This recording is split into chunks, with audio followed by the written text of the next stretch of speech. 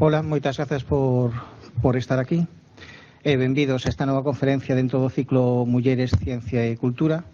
Hoxe temos a sorte de contar con a doutora María Loira, que, como sabedes, é unha apaixonada da historia. María Loira, sobre todo, é coñecida polos seus estudios dentro da ordenación do territorio ártabro, e en especial pola súa labor nos xacementos romanos tanto de Cambre como de Caldoval. E hoxe vai nos falar sobre o papel que xogaban as mulleres na antigüedade romana. Entón, deixo vos con María e disfrutade moito desta conferencia. Vale. Pues muchas gracias, Carlos. Si nos apagan aquí, perfecto. No sé si me oís bien. No.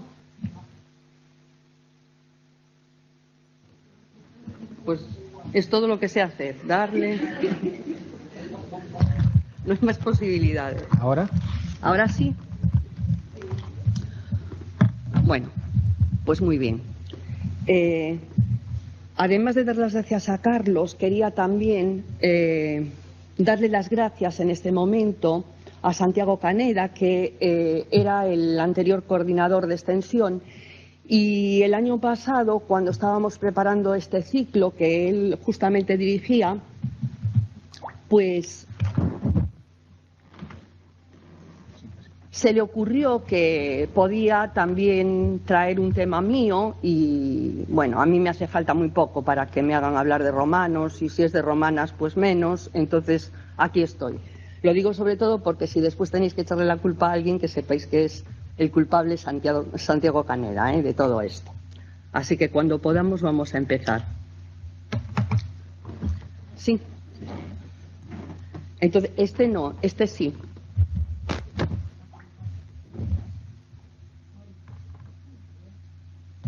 Porque ahí tendría que verme yo. Pero no importa, porque sería yo. Bueno, pues vamos entonces a seguir con este ciclo y vamos a hablar hoy de las mujeres romanas. Yo apuntaba al hacer la sinopsis de la charla que lo femenino aparece siempre desvirtuado en la elaboración histórica tradicional, incluso directamente desaparecido. En los últimos años es verdad que la historia de género ha ampliado esa visión que se tiene de las distintas etapas históricas, porque incorpora también una parte importante de la población, una parte importante en número, que tiene unos comportamientos, unas exigencias y unos códigos distintos a los de los varones. El título abarca muchísimo, las mujeres en la antigüedad romana.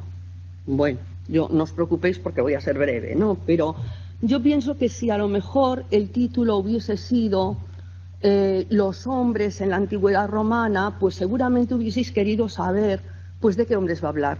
Va a hablar de los poderosos, va a hablar de los esclavos, va a hablar de los emperadores. Sin embargo, parece que de la mujer se puede hablar como de un todo.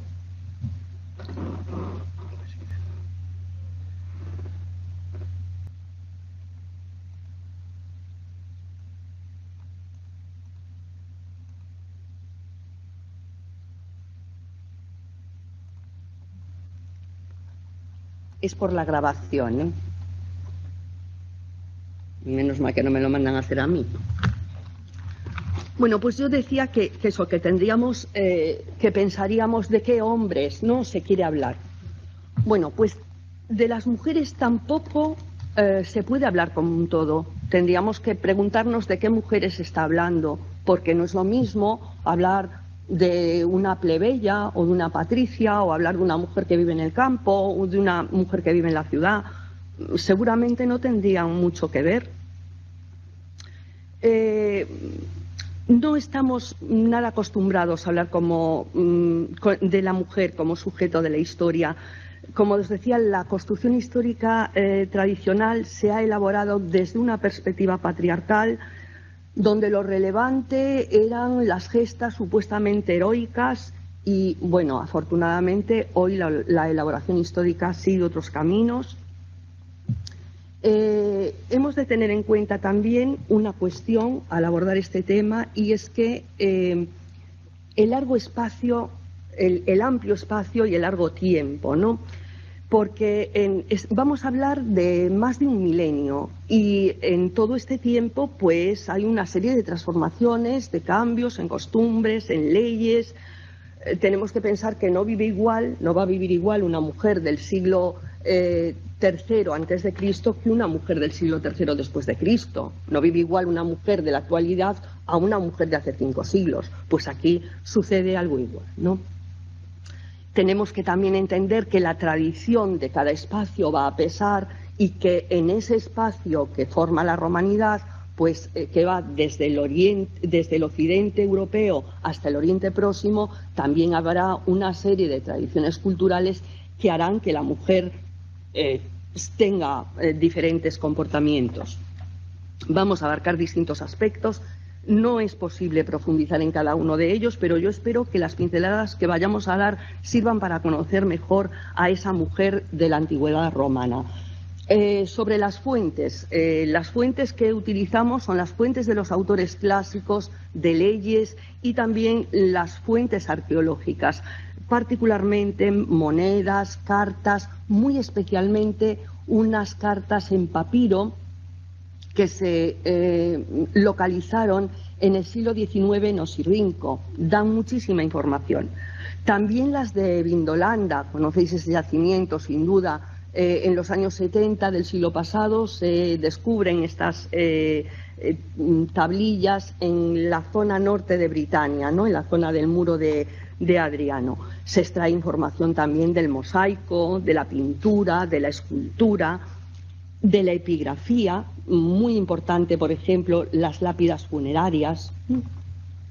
Y tenemos en escultura algo muy interesante, particularmente el retrato femenino nos va a dar unas cronologías muy precisas, muy interesantes. Este retrato escultórico es de época Flavia. Los peinados femeninos son un interesantísimo método de datación y muy justo además, porque las modas en Roma son muy cambiantes. Entonces la forma del peinado nos está indicando un tiempo muy exacto. En este caso se trata de un periodo de un peinado del periodo Flavio, que es en el último tercio del primero después de Cristo. Bueno, pues vamos a empezar por el ámbito jurídico. Si algo caracteriza a la sociedad romana es precisamente la condición de ciudadanía. Lo decíamos, creo que no hace mucho hablábamos de esto. Es una condición que todo el mundo perseguía y que no todos tenían. Significaba tener derechos, tener capacidad jurídica, poder hacer negocios, actuar en política. En definitiva, significaba ser sujeto de pleno derecho. Y aunque en teoría la mujer romana es libre, es ciudadana, no puede ejercer determinados derechos. La mujer romana no puede actuar en política, no puede elegir, no puede ser elegida. Inicialmente, la mujer romana no va a tener capacidad jurídica y siempre va a depender de la tutela de un hombre. Como hija, va a depender del pater familias, que tiene absoluto poder sobre la casa y sus habitantes. Y también como esposa puede depender de la tutela del pater familias de la familia de su marido, que puede ser su propio esposo o puede ser incluso su suegro. La patria potestas es el poder que tiene esa máxima autoridad a la que la mujer está totalmente sometida. Es verdad que las mujeres romanas van a conseguir con el paso del tiempo cierta emancipación ya desde época republicana, muy particularmente desde los inicios del imperio y a lo largo de todo el imperio, pues va a ir adquiriendo derechos paulatinamente, pero siempre va a estar en un nivel inferior a los varones y, como decíamos, no va a desempeñar nunca cargos políticos. No quiere decir esto que no mande. Algunas mandaron mucho. La guerra, como tantas veces, va a influir en el proceso de emancipación de las mujeres. Pensemos, por ejemplo, en la Segunda Guerra Mundial, que significa una incorporación de la mujer al mundo laboral, que ya no ha renunciado, ¿no? Pues también pasa en Roma. Los romanos son un pueblo guerrero y ese afán de expansión les lleva a acciones bélicas en las que los varones estaban largo tiempo fuera de casa o se habrían muerto. Particularmente esto va a pasar durante las guerras púnicas. Las guerras púnicas, como sabéis, son 3 conflictos armados de época republicana, desde el año 264 a.C. al 146 después de Cristo, no, perdón, antes de Cristo, claro. Estamos hablando de época republicana. Y en ese momento la desaparición de muchos patres familias posibilita a la mujer la capacidad para administrar bienes, para gestionar negocios, para ocuparse de lo público. Parece que no lo hace mal, pero no es un ejercicio que la mujer romana vaya a disfrutar de manera generalizada. El poder lo va a tener que ejercer casi siempre a través del marido o a través del hijo. Es el caso de Livia, que la tenemos aquí en esta imagen inferior, que dirigió con su esposo Augusto el imperio, cuando no lo ordenó ella como le diera la gana. Como os decía, algunas mandaron mucho, ¿no? Pero siempre apoyándose en una figura de un varón. En cuanto al matrimonio, en Roma el matrimonio no precisa de un acto jurídico. La mera convivencia suponía un vínculo matrimonial. Pero es verdad que las familias patricias sellaban pactos a través de alianzas matrimoniales, porque esto era un derecho, no todo el mundo tenía derecho al matrimonio. La cuestión del matrimonio en Roma es una cuestión compleja, ya que existen diferentes fórmulas jurídicas según los contrayentes. No lo vamos a liar, vamos a fijarnos simplemente en 2 formas: el matrimonio cum manu y el matrimonio sine manu. En el matrimonio cum manu, el padre cede al yerno la tutela, y en el matrimonio sine manu, la mujer sigue siendo propiedad del padre, o de uno o de otro. Bien, hasta hace muy poco, o no sé si todavía, se venía utilizando la fórmula pedir la mano de la hija al padre, cuando se estaba solicitando a una mujer matrimonio, ¿no? Es la cuestión esta de cum manu. Con el paso del tiempo, el matrimonio sine manu se fue haciendo más frecuente, y de este modo la mujer romana seguía perteneciendo a su familia, no a la familia del esposo. Y yo creo que esto tiene mucho que ver con el mantenimiento y la transmisión del apellido de la familia que seguimos manteniendo las mujeres del sur de Europa, de países de tradición latina, como es Portugal, España o Italia, frente a las de tradición anglosajona, en la que la mujer pierde el apellido cuando se casa, ¿no? Y toma el del esposo. Bueno, decir que el nombre, naturalmente, es algo importante, es algo que nos identifica. Los romanos, los ciudadanos romanos, los que tenían la categoría de ciudadanos, tenían tria nomina, como sabéis, ¿no?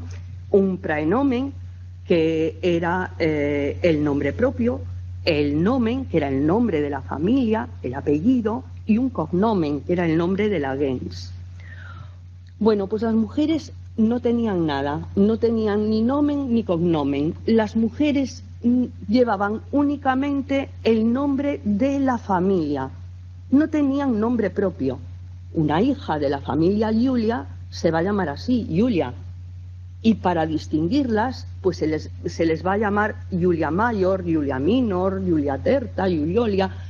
Es por esto que a veces tenemos mucha dificultad en la investigación, porque no sabemos de qué Iulia o de qué Livia se está hablando, porque todas esas mujeres se van a llamar igual. Me parece significativo que no tengan un nombre propio, ¿no? Es verdad que con el paso del tiempo van a aparecer mujeres durante el imperio con tria nomina. Algunas mujeres tomaban el cognomen paterno, como Livia Drusila, ¿no?, que es hija de Livio Druso, de Marco Livio Druso, entonces toma también su cognomen. Pero ella no tenía un nombre propio. También tenemos que decir que si se casaba con una persona de más categoría, de mejor linaje, pues podía cambiar el nombre por el de su marido, ¿no? Porque de esta manera pues mejoraba su estatus. El nombre va a decir quién es. Bueno, realmente el nombre lo que va a decir es a qué familia pertenece, ¿no? Y voy a hacer un inciso porque a través de la legislación romana y de los autores clásicos, la mujer se percibe siempre como un ser inferior que debe estar siempre sujeta a la autoridad masculina. Aunque ya decíamos que si las comparábamos con otras mujeres de la antigüedad, las romanas gozan de una mayor libertad, pues vemos, por ejemplo, cómo ya en la ley de las 12 tablas la mujer aparece tutelada por el varón. La ley de las 12 tablas es, en realidad, son un conjunto de leyes que se recopilan en el siglo V a.C., que son muy anteriores y que recogen la idea de los juristas, de la sociedad en definitiva, de que las mujeres tenían que estar tuteladas por su inexperiencia para los negocios y por su, voy a poner entre comillas, ligereza de espíritu, que consideraban que era una condición natural, de manera que para preservar los bienes familiares era conveniente mantener a la mujer fuera de su control. La idea de que la mujer es inferior al hombre no es algo del pasado, es algo que se mantiene en el presente y tristemente no en Afganistán o en Irán exclusivamente. Sería suficiente con eso, ¿no? Pero si miramos a nuestro alrededor, pues tenemos mucho que ver. Y no es por nada, es porque, fijaos, un filósofo fundamental en el pensamiento occidental, como es Aristóteles, deja escrito: el hombre protege a la mujer y esa seguridad se paga con la sumisión a él. Sin comentarios. Plinio el Viejo considera que la mujer es una criatura imperfecta y para eso se apoya en la idea de médicos grecolatinos que en su momento estaban muy bien considerados y que pensaban que el feto del bebé niña no se desarrollaba plenamente y entonces la condición femenina siempre presentaría serias deficiencias. Sin comentarios. A Catón le subleva ver el cambio que se está produciendo con respecto a las mujeres ya en época republicana. Catón va a vivir a caballo entre el 3 y el 2 a.C. y él dice: todos los hombres mandan sobre mujeres, nosotros los romanos mandamos sobre todos los hombres y nuestras esposas mandan sobre nosotros. Catón refleja el temor de que la mujer pueda intervenir en la res pública, en las cosas públicas, en la política, en el poder. Decíamos que esto le estaba vedado, pero en esa época la mujer iba adquiriendo derechos, a heredar bienes, a tener propiedades, y a las mentalidades tradicionales como las de Catón esto no le gusta nada, ni antes ni ahora. Naturalmente las esclavas estaban todavía más limitadas, sin derechos, eran consideradas como objetos a todos los niveles, ¿no? Existían diferentes tipos, algunas trabajaban en las posesiones o en los negocios del amo, otras eran esclavas domésticas y dentro de estas pues había diferentes funciones, ¿no? Muy conocidas las ornatriques que se ocupaban del peinado de su dómina, ¿no? Y a veces eran muy maltratadas porque las señoras no salían todo lo guapas que querían y la emprendían con la pobre criada, ¿no? Es como si nosotros empezamos hoy a darle a la peluquera porque no nos gusta el corte de pelo que llevamos, ¿no? Bueno, vamos a pasar al ámbito doméstico. Es el principal ámbito en el que se mueve la mujer en el mundo antiguo, Decía que la mujer romana gozaba de una mayor libertad, por ejemplo, que la griega, que vivía prácticamente recluida en el oikos, en la casa. No era así para las romanas. Sin embargo, la principal ocupación de la matrona romana era esta, ¿no? La labor matronalis. Livia fue un paradigma de matrona. También lo fue, por ejemplo, Cornelia, la madre de los Gracos.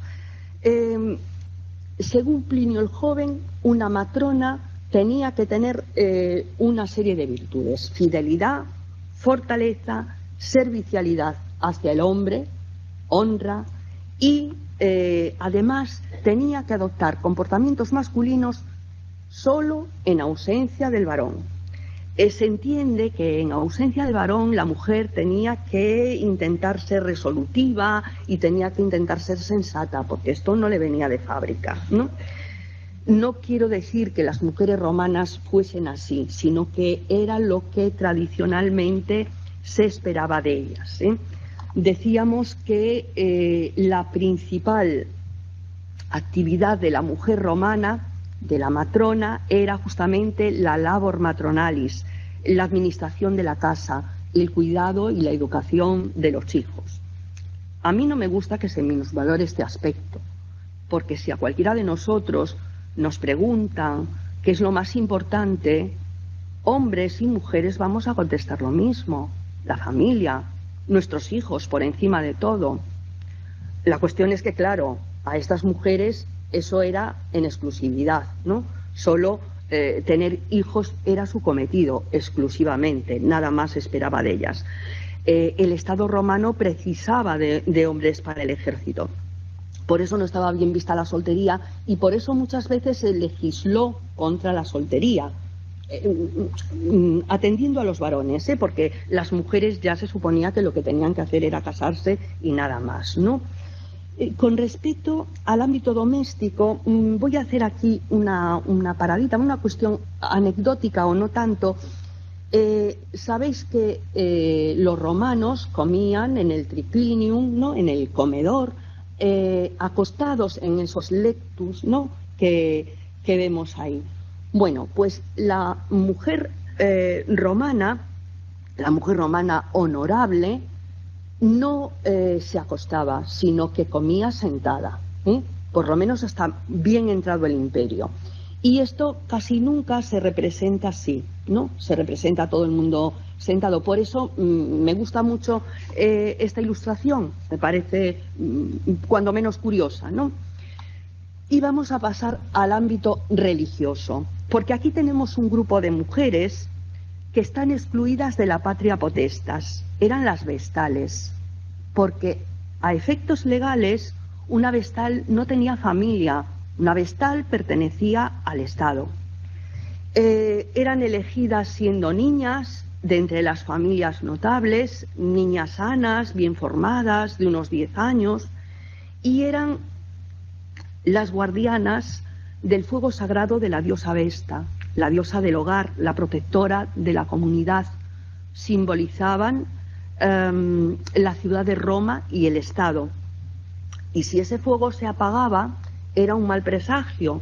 Por eso, si alguna vestal se despistaba y se le apagaba el fuego, era duramente castigada, acotándola. Tradicionalmente, los romanos consideraban que había sido Numa Pompilio, el segundo rey de Roma, hablamos del octavo, del séptimo aproximadamente antes de Cristo, quien habría instaurado el culto a Vesta como colegio sacerdotal. Pero hoy sabemos que no es así, sabemos que este culto es muy anterior y que se pierde en la noche de los tiempos, ¿no? Se les exigía castidad.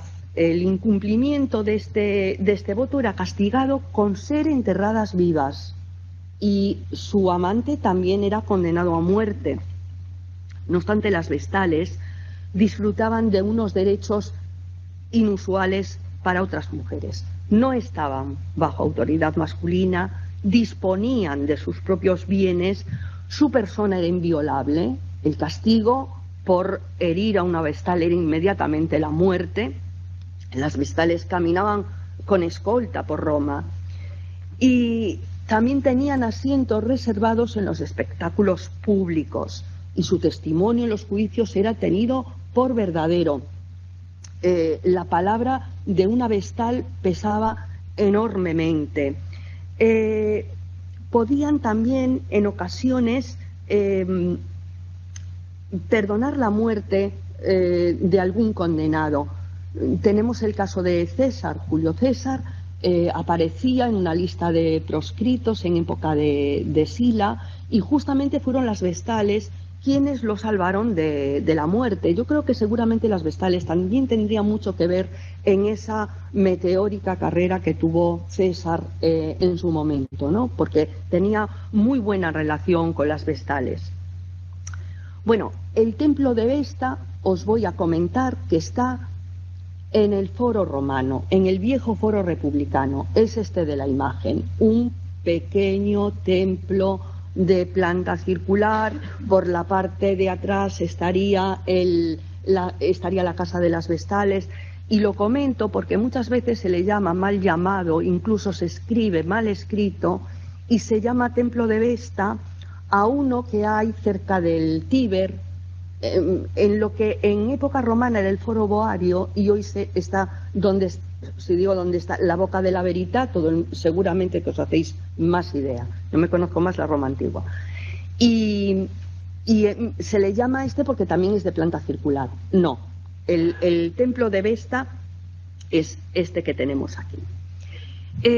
Una vez cumplido su sacerdocio, las vestales, que tendrían pues unos 40 años, porque dedicaban 30 años al servicio de Vesta, pues podían permanecer en el colegio sacerdotal conservando todos sus derechos, o podían salir ya liberadas del voto de castidad, disfrutando de una pensión vitalicia que les permitía vivir con total comodidad, incluso con lujos, y no necesitaban de ese tutor que sufrían el resto de mujeres romanas. Ellas podían disponer de su vida y de sus bienes como quisiesen. Y aunque los 40 años en aquel momento era una edad un poquito ya tarde para casarse, pues las vestales estaban muy solicitadas, porque era un privilegio enorme estar casado con una vestal. Y normalmente estos matrimonios se concertaban por medio del Pontifex Maximus con miembros de las familias nobles romanas, ¿no? En general, la mujer romana no tenía una actividad principal en el ámbito religioso, ya que eran los sacerdotes varones los que se ocupaban de dirigir los cultos, pues tal cual hoy. Con algunas excepciones, como es el caso de las vestales que acabamos de nombrar, de las Flaminae, que se ocuparían del culto a las emperatrices, y también otro caso excepcional es el de la Bonadea. Es un culto estrictamente femenino del que los varones estaban excluidos. Tanto las sacerdotisas como las fieles eran mujeres. La Bonadea era la diosa de la fertilidad y de la salud. Sabemos a través de fuentes arqueológicas que los ritos se realizaban en lugares cerrados, pero que en el pasado estos ritos se habían llevado a cabo en los bosques, y en él participaban las principales matronas romanas, ¿no? Las mujeres importantes de Roma participaban en estos ritos, que se celebraban 2 veces al año, y uno se le hacía coincidir con las calendas de mayo, con el inicio de la primavera, ¿no? La Bonadea es el culto femenino por excelencia. Y tenemos otro culto en el que también participa activamente la mujer, que es el culto doméstico. En todas las casas romanas había un pequeño altar para ofrendas de los dioses protectores de la familia y del hogar, que eran los lares, los manes y los penates. Los lares, sabéis que eran los dioses familiares, los manes eran las almas de los difuntos de la familia, y los penates eran los guardianes de la despensa. Estos altares o lararios pues tenían diferentes calidades según la riqueza de la casa. Podíamos encontrar hornacinas de mármol o simples nichos, como este que vemos aquí. El responsable de este culto a los dioses de la familia, ya que cada familia tenía sus propios dioses domésticos, el responsable, digo, era el pater familias, pero era muy habitual que delegasen otras personas de la casa, incluidas los esclavos y las esclavas, para que hiciesen las ofrendas. De modo que las mujeres de la casa se iban también a ocupar de esto y hacían ofrendas de flores, de incienso, perfumes, todo esto que vemos ahí. Incluso pequeños animalillos, pues también se hacía ofrenda de ellos, ¿no?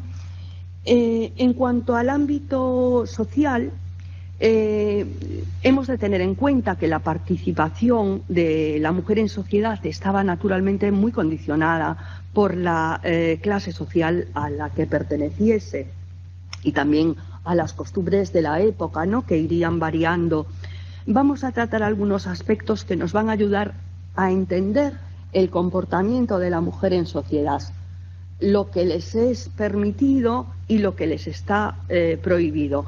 Por ejemplo, les está permitido asistir a los espectáculos públicos, pero no les está permitido sentarse en cualquier sitio. Su ubicación en el anfiteatro es significativa. Desde época de Augusto se va a regular la situación que van a ocupar los diferentes estratos sociales. Con anterioridad tenemos textos que describen encuentros entre hombres y mujeres en los juegos. Incluso se consideraba un lugar ideal para el ligoteo, pero esto se acaba con la llegada del imperio, con la llegada de Augusto, y desde ese momento van a aparecer muy bien diferenciadas las clases sociales en las gradas, ocupando diferentes lugares en la cavea, y a la mujer se le va a dar un lugar específico, va a quedar relegada al gallinero. Vamos a ver cómo quedó esto después de Augusto. Mirad, en el primer nivel, en el podium, van a estar los personajes principales, los magistrados de la ciudad.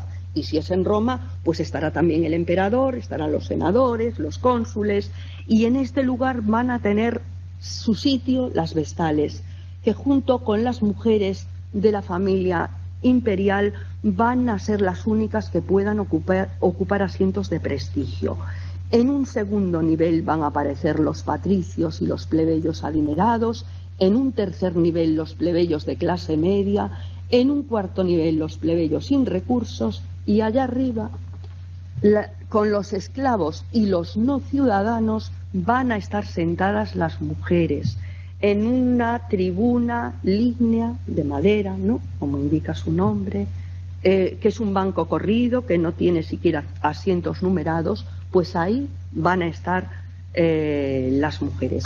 Hay autores y autoras que defienden la presencia activa de la mujer en los juegos, en las venaciones, las cazas de animales, en los munera gladiatoria, las luchas de gladiadores, o en las damnatio ad bestias, que eran las ejecuciones de condenados a muerte. Efectivamente, sabemos que durante las persecuciones cristianas muchas mujeres murieron en la arena, pero no es una acción voluntaria de participación en los juegos, más bien las llevarían de la oreja, digo yo. En el teatro también cada uno ocupaba su lugar, y a las mujeres se les reservaba un lugar especial que se llamaba matroneo. Sabéis que los papeles eran interpretados exclusivamente por hombres. Las mujeres no participaban. Los hombres se caracterizaban de mujer si era preciso, ¿no?, para el papel. Podían actuar solamente en los mimos. En los mimos sí. Pienso yo, no lo sé, si a lo mejor era porque así no se escuchaba su voz. Puede ser.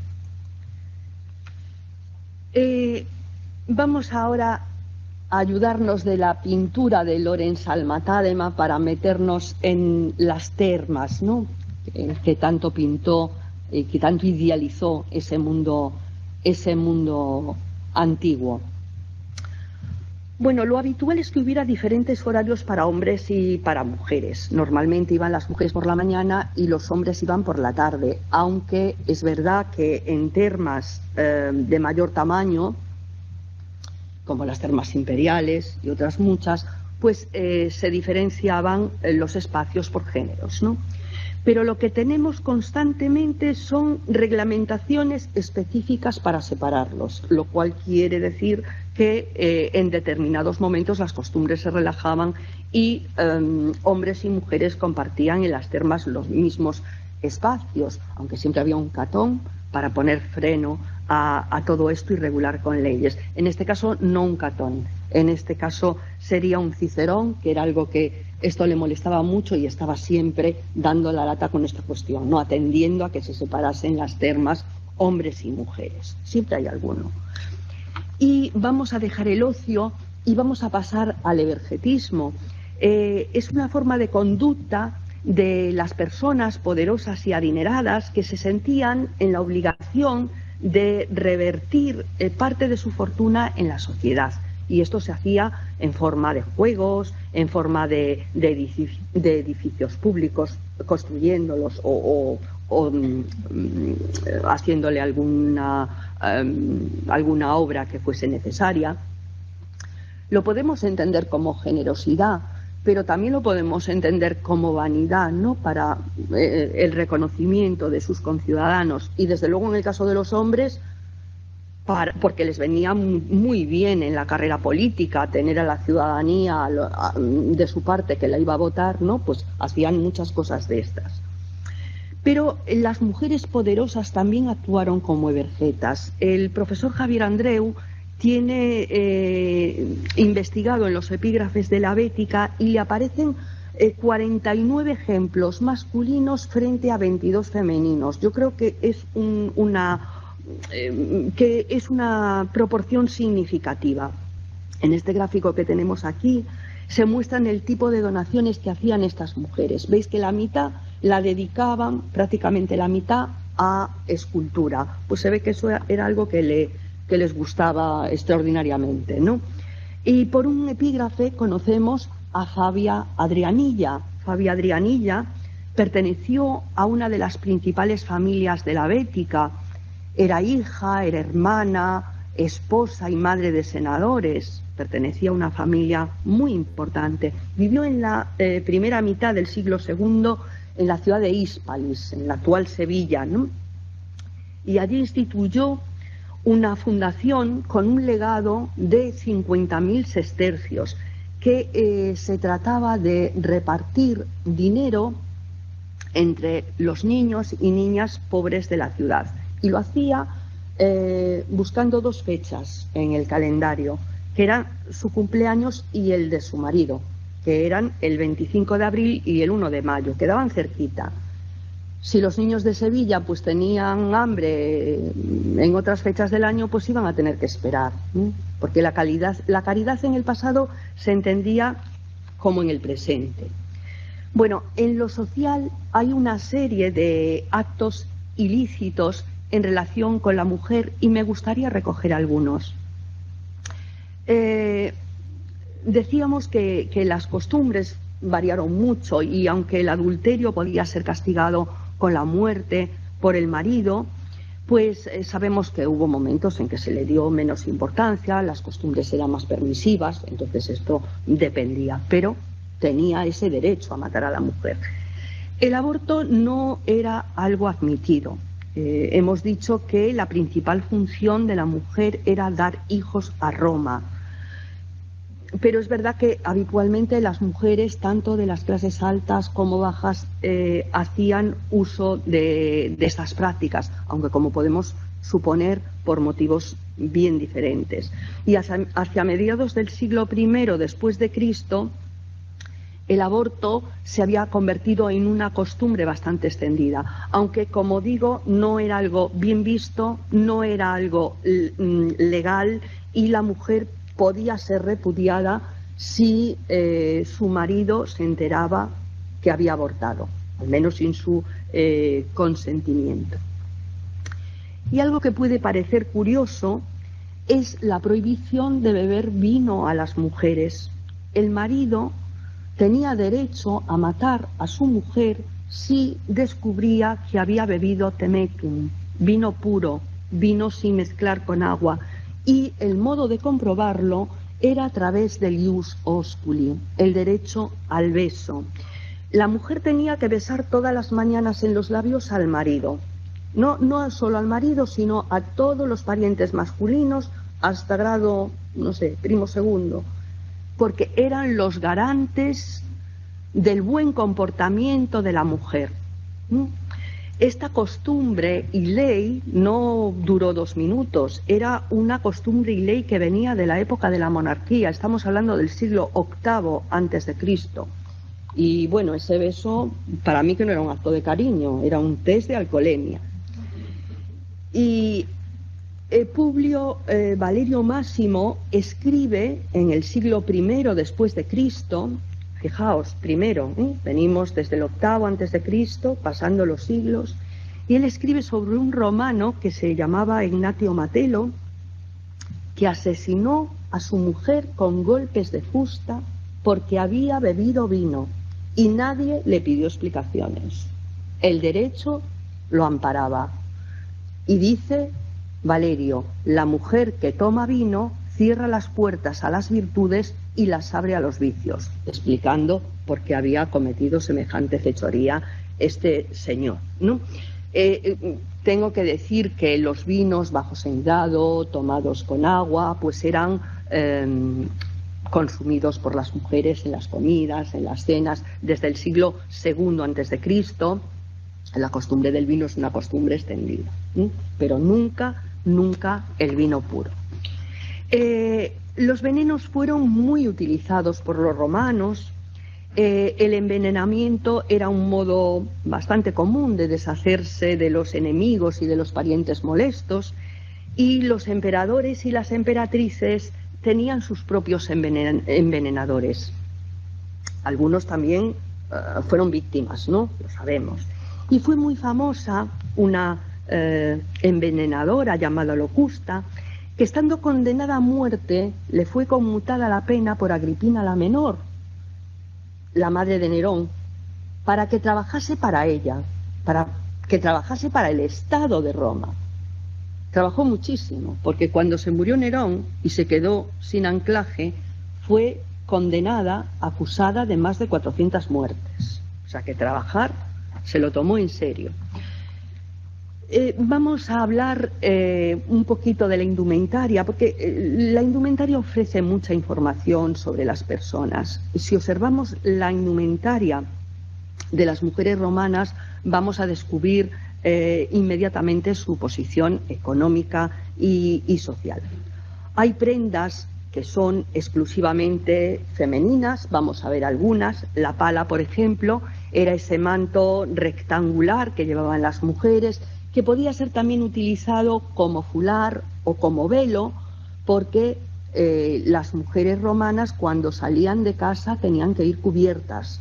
Entonces lo normal es que llevasen la pala, o a veces llevaban un velo que le llegaba solo a la cintura, que se llamaba suparrum, ¿no? Pero siempre iban cubiertas. Por debajo iba la estola. La estola pues era una prenda que podía ser de lino, de algodón, de seda, siempre dependía naturalmente de la riqueza de la mujer que lo llevase. Era una prenda que llegaba a los pies y que la mujer empezaba a utilizar cuando se casaba. La estola era propia de las mujeres casadas. Se le añadía por debajo una cenefa bordada para tapar los pies, que era la ístita, y así salían las mujeres casadas. Pero todavía había otro tipo de estola para distinguir a unas mujeres que tenían más de 3 hijos.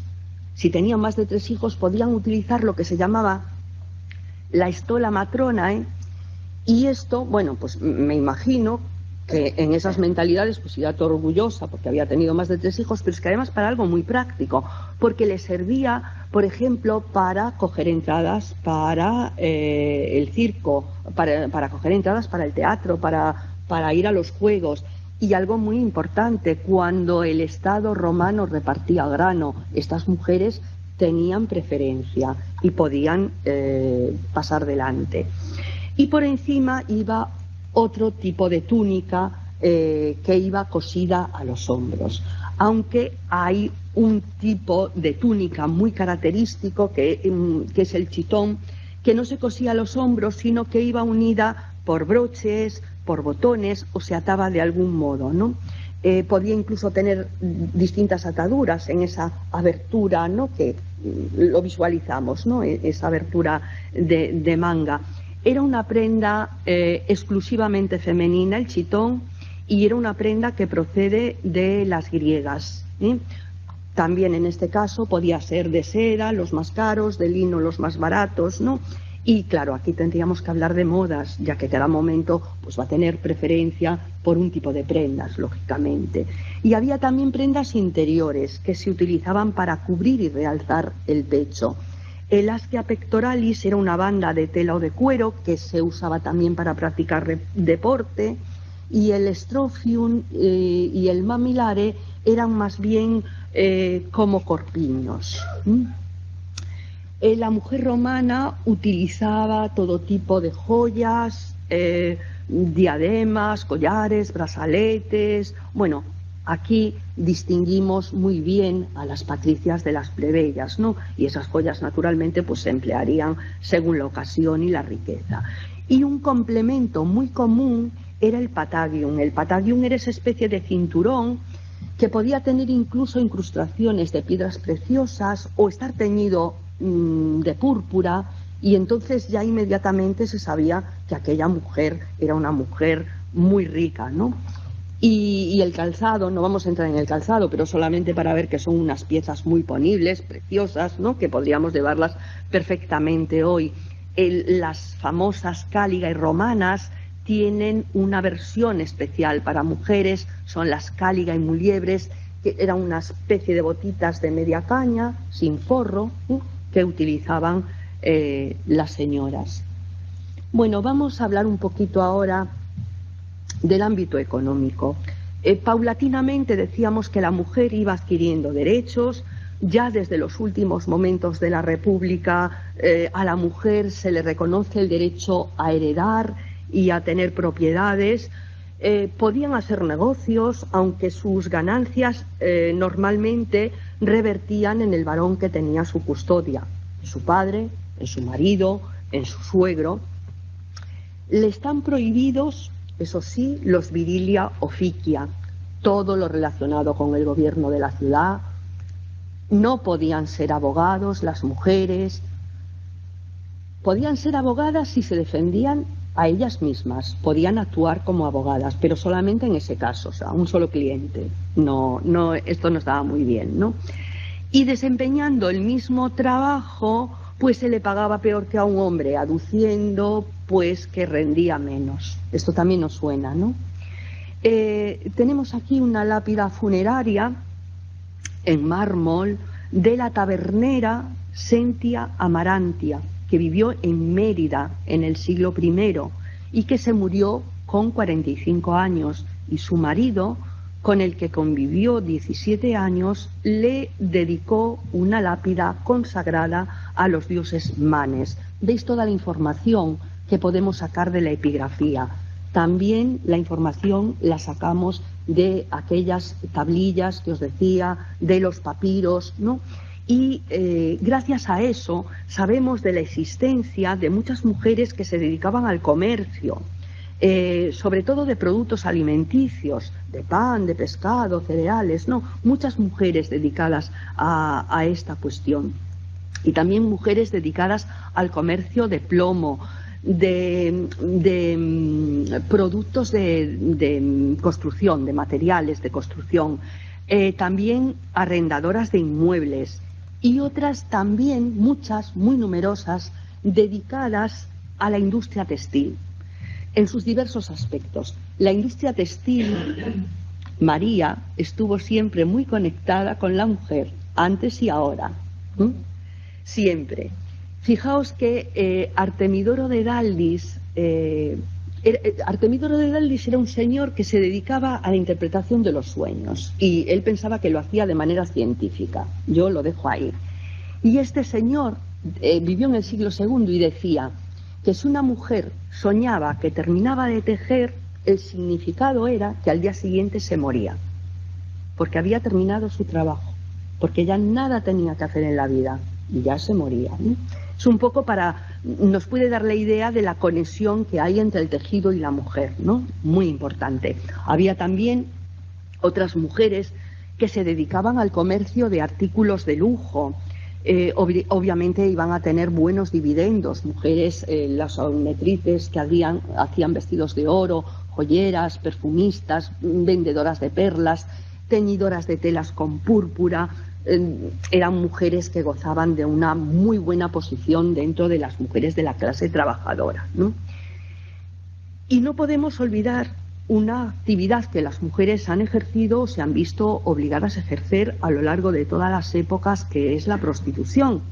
Naturalmente había de todos los niveles, desde las cortesanas de alto nivel a las de los estratos más bajos que trabajaban en los lupanares, un nombre que proviene de la palabra lupa o loba, que era como se denominaba a estas mujeres. Pero recordemos que Tito Livio nos dice que Rómulo y Remo fueron amamantados por una lupa, por una loba que se llamaba Aca Laurentia. Es decir, que una lupa está también en el origen de Roma. Era un oficio legal, regulado, mal considerado, eso sí.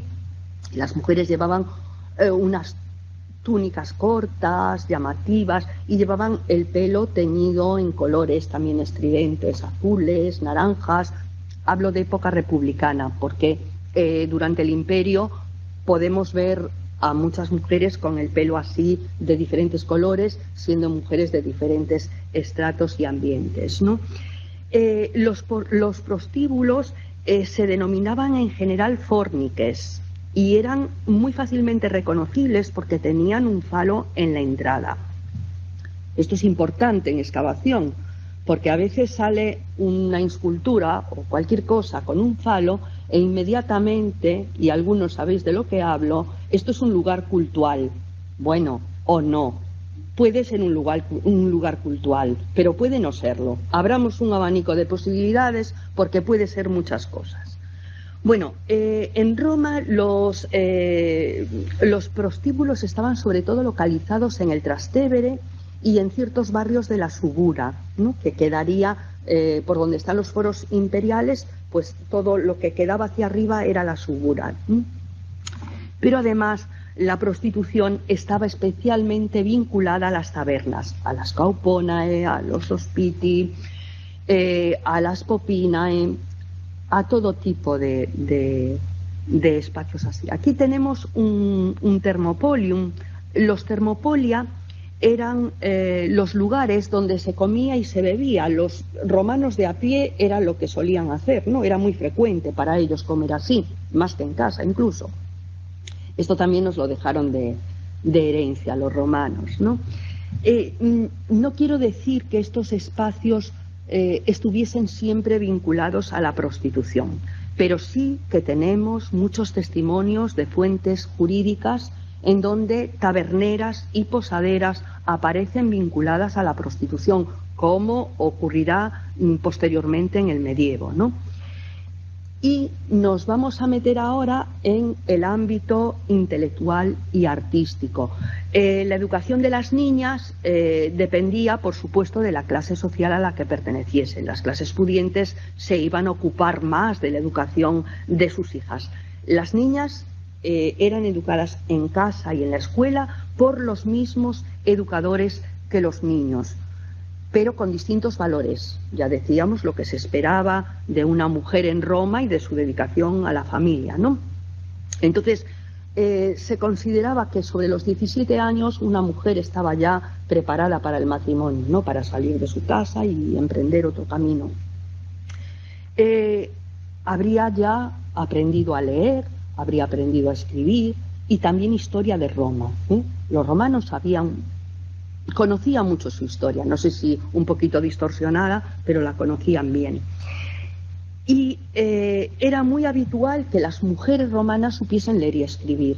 Aquí tenemos una de las tablillas que yo os comentaba al inicio, una de las tablillas de Vindolanda, de ese yacimiento en la zona norte de Britania, ¿no? En la zona del muro de Adriano, y es una invitación de cumpleaños que hace Claudia Severa, que era la esposa de un comandante en aquella guarnición, y que invita a su amiga Sulpicia Lepidina a su fiesta de cumpleaños. Pues es seguramente la invitación de cumpleaños más antigua que conocemos y desde luego el texto escrito por una mujer más antigua que se conserva, ¿no? Me pareció curioso pues traerlo, ¿verdad? Y tenemos innumerables mujeres, nunca tantas como hombres, pero tendríamos muchísimas mujeres con una gran importancia en el plano intelectual y solamente vamos a nombrar a estas por poner unos nombres propios, ¿no? También Sulpicia, no tenemos una imagen de Sulpicia, entonces vamos a utilizar este fresco pompeyano que conocéis todos de la poetisa, ¿no? Porque Sulpicia fue también una poetisa, pero ni siquiera conocemos su obra. La obra de Sulpicia la conocemos a través del poeta Marcial y sabemos que fue una buena escritora que escribió poemas elegíacos dedicados a su amante.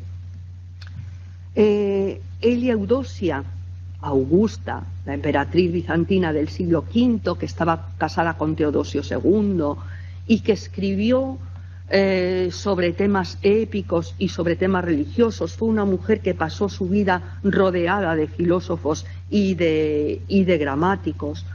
La filósofa Hipatia de Alejandría, que todos conocéis sin duda, que fue salvajemente asesinada por una turba de cristianos en el año 415, malos tiempos para la cultura clásica apagada por la nueva religión.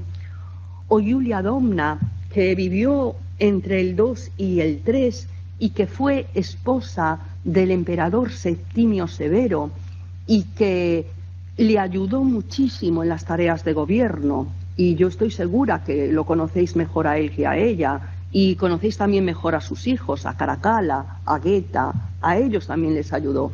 Pues esta fue una mujer extremadamente inteligente, una mujer dedicada a la filosofía, procedía de Siria, cuando toda esta zona de oriente a occidente era Roma, ¿no? Pues de allí procedía, de la misma Roma, de la Siria romana.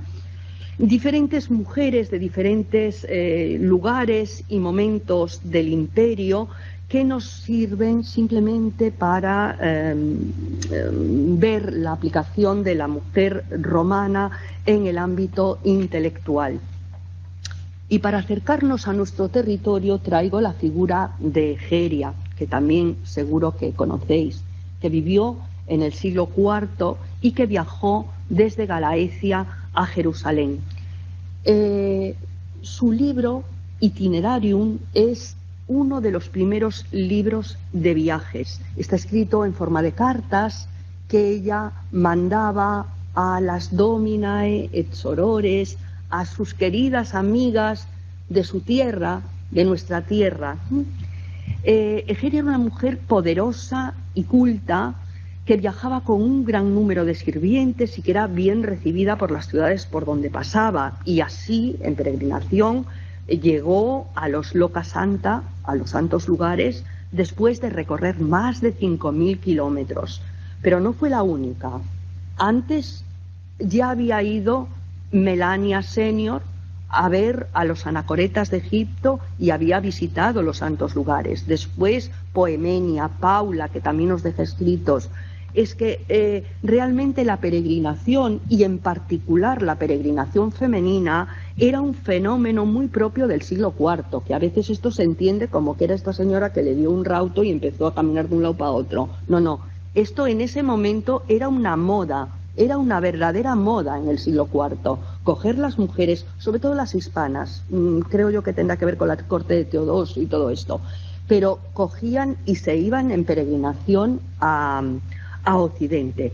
No todas las mujeres, y como diríamos hoy, las mujeres empoderadas, porque también era algo que molestaba bastante a muchos varones que se hicieran este tipo de viajes, ¿no? Y a los anacoretas que se les iba a ver y todo esto. Dejan escrito que hay cosas que no se deben hacer, ¿no? En todo caso, cuando a Egeria se le pregunta que por qué hace ese viaje, ella respondió una frase que a mí me encanta: ut sum satis curiosa, porque soy bastante curiosa. Y es que yo creo que en general todas nosotras, o por lo menos la mayor parte de nosotras, somos muy curiosas, somos muy inquietas. Espero que ya para terminar, que la charla de hoy haya servido para acercarnos a la realidad de las mujeres romanas, también para observar la desigualdad de trato recibido por parte de sus congéneres, la injusticia de la historiografía tradicional con todas ellas, en definitiva con todas nosotras, y por eso traigo una frase de Mary Wollstonecraft que, en mi opinión, explica el concepto de feminismo.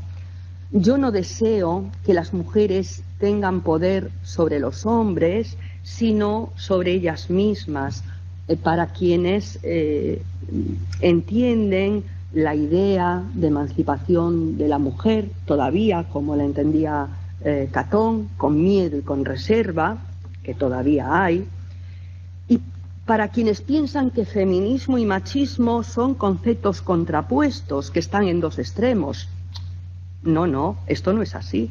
El machismo es una actitud de injusticia y el feminismo es un derecho. Quedan necesariamente muchas cosas en el tintero, porque cada uno de los hilos que tocamos pues podíamos tirar, pero bueno, hemos de terminar, lo dejamos aquí, y esto, señoras y señores, no fue una de romanos, fue una de romanas. Muchas gracias.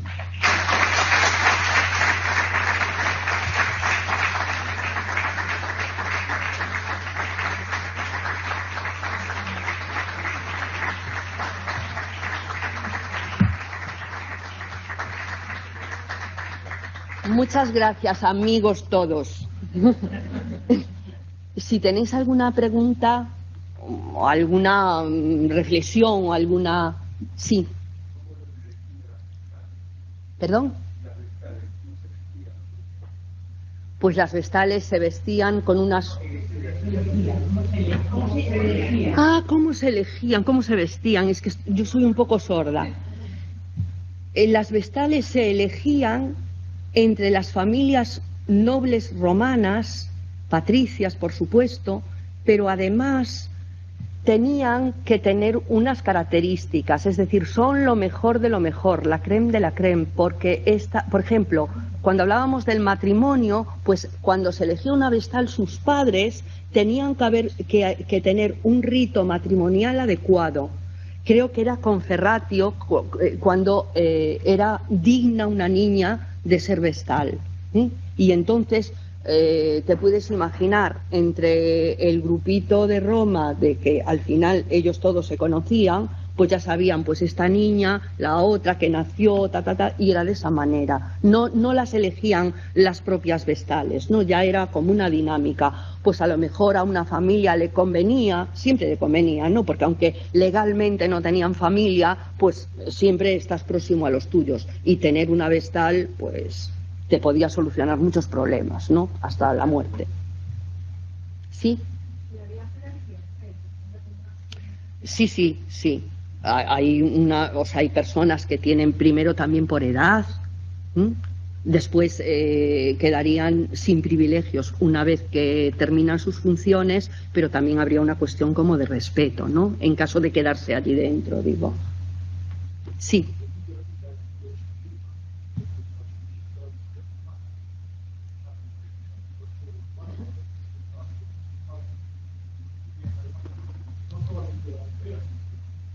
Perdona, Jacinto, pero decías, ¿a quién nombrabas? Es que no te escuché. Ya.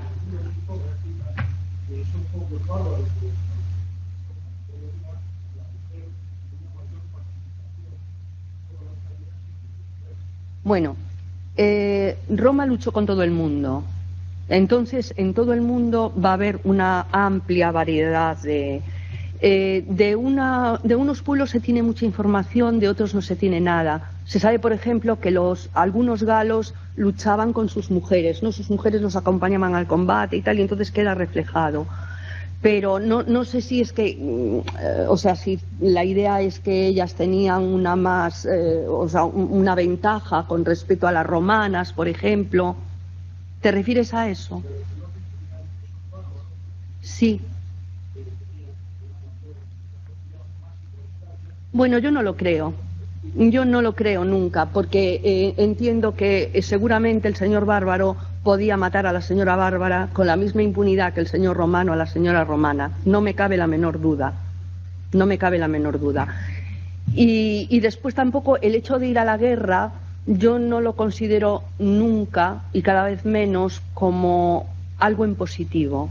Si yo a veces digo, y siempre lo digo así un poco de broma y un poco en serio, que nosotras, las mujeres, y la historia de las mujeres fue siempre una historia del hacer frente a la historia de los hombres, la historia del deshacer. Entonces, el llegar a ir a la guerra, no sé, no me parece que fuese positivo para que son otros mundos y otros momentos, ¿eh? Somos conscientes de que no podemos hacer valoraciones del siglo I como del siglo XXI, entendámonos, ¿no? Podemos seguir hablando de esto, Jacinto. Dime. Gracias.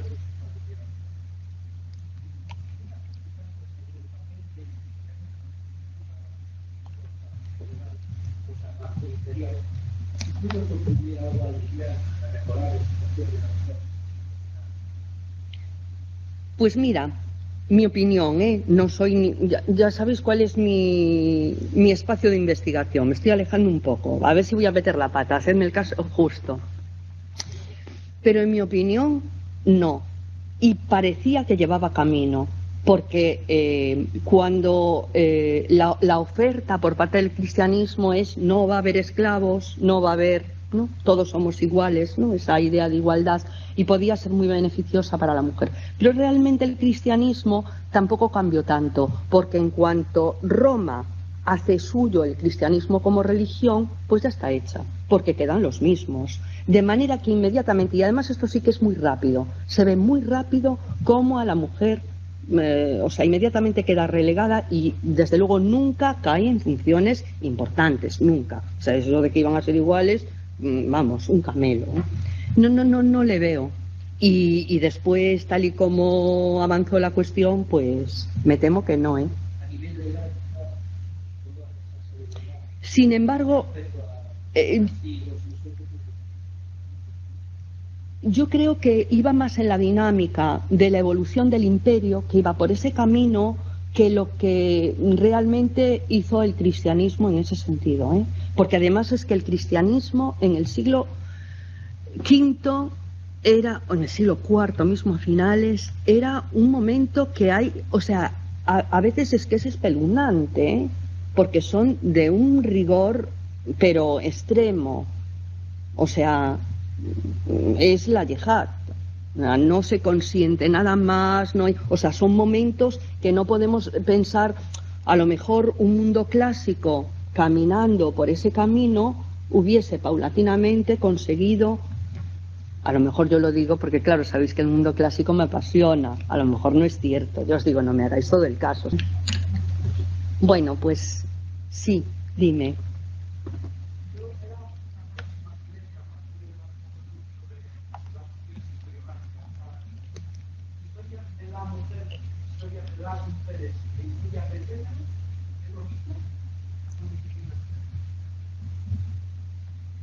Pues mira, para mí es lo mismo.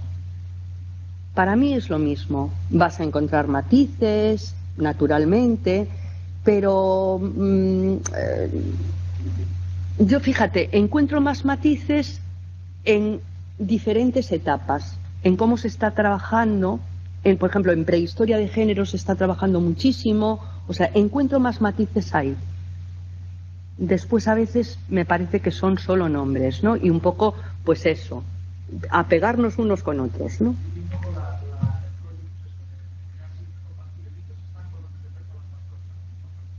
Pues sí, porque eso es algo que va con el género humano, nos encanta estar siempre, no, yo soy el más tal, ¿no? Pues yo soy la de la historia de género más de género, hay muchas cosas de esas, ¿no? Bueno, a veces nos perdemos un poco en esas cosas. Había una cuestión de María ya, y si queréis ya lo dejamos, dime.